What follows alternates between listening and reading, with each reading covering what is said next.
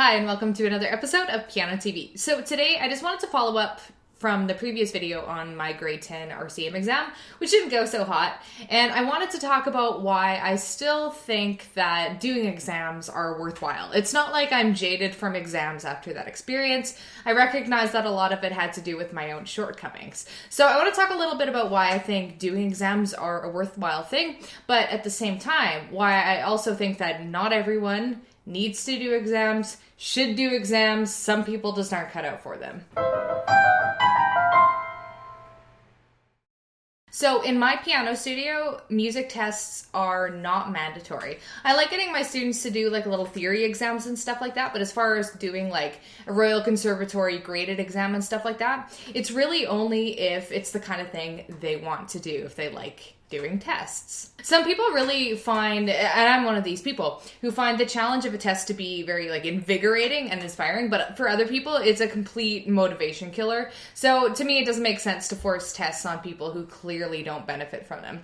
And I mean, obviously the exception is if you're going to a university or music conservatory or something like that, because the way school works is you just have to do tests. That's just the way of it. But if you're going to a music conservatory, you probably don't need me to like preach to you the benefits of doing a conservatory exam. Now, I really like taking tests. I find them to be super motivating, and I generally push myself quite a bit harder when I'm doing a test and I'm planning for a test than if I was just kind of like casually studying. So for example, I've done a couple history tests and I aced both of them.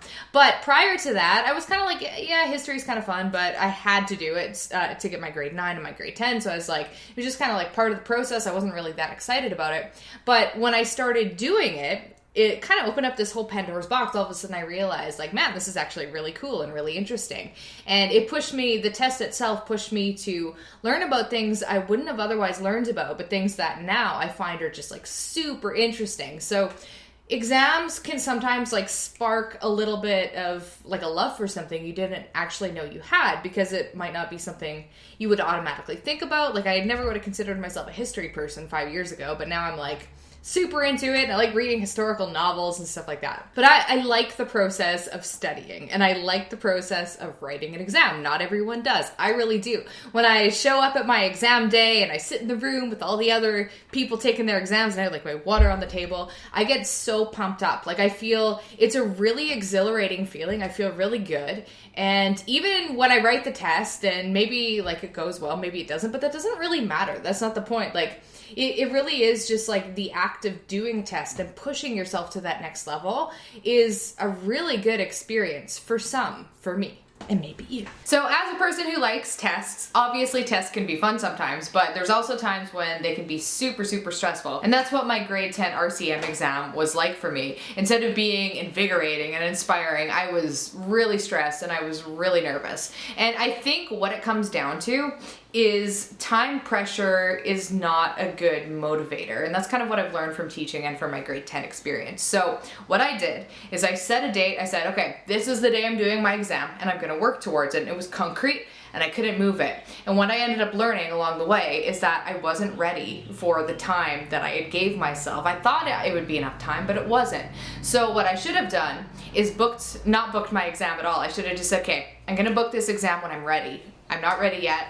And then that would have allowed me the time to do all of the necessary steps and learn all of the little things that my technique was missing, and instead of like cramming every day and feeling like this time pressure is a cloud of doom hanging over my head. So to me, like putting a time crunch on an exam is something that can turn it into a super stressful experience. If you're ready and you feel like you're gonna do a good job, that in and of itself is a lot more motivating. Just like, I don't know if you noticed, just like a cloud passed over the sun, like the cloud of doom that passed over me when I was doing my grade 10.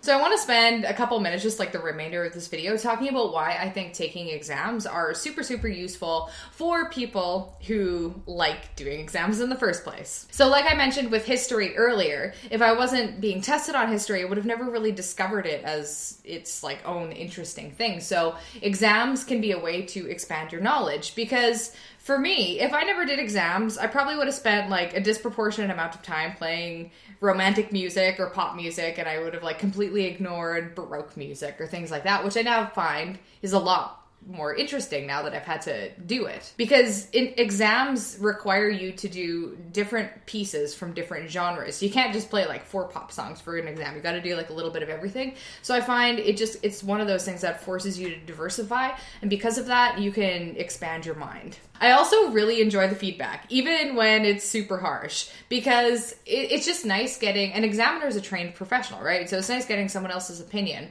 someone aside from, you know, your mom or your piano teacher or whatever, because they're generally going to have different things to offer or different things that they'll notice that you won't catch or that your piano teacher won't catch. So whenever my students do exams or recitals or festivals or anything like that, the professionals, I'd like to think I'm professional too, but the examiners are on like a whole other level, and they'll catch things that you wouldn't have ever thought of. So it can be really rewarding to receive that feedback. It's also really nice to get a piece of paper that you can put on a wall that says that, hey, world, I actually accomplished something valuable. Not everyone needs a piece of paper, but I think it's kind of nice. And I have my grade 10 exam certificate sitting on the wall, and even though it was a brutal exam and it didn't go the way I wanted it to go, I still did it. It was still a huge accomplishment to even just like get in there and do it. So to me, having that above my piano, it's a source of pride.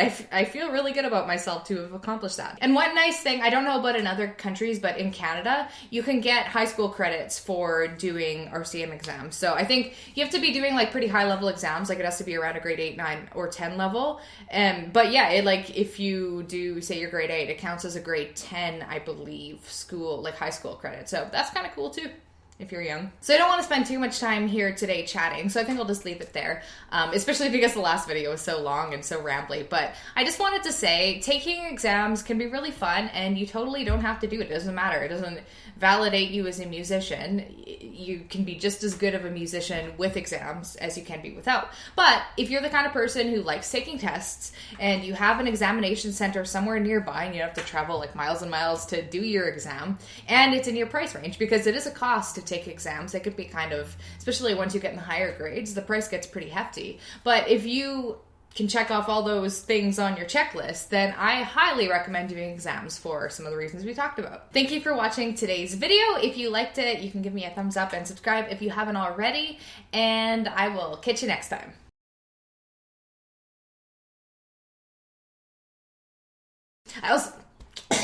Oh, choking.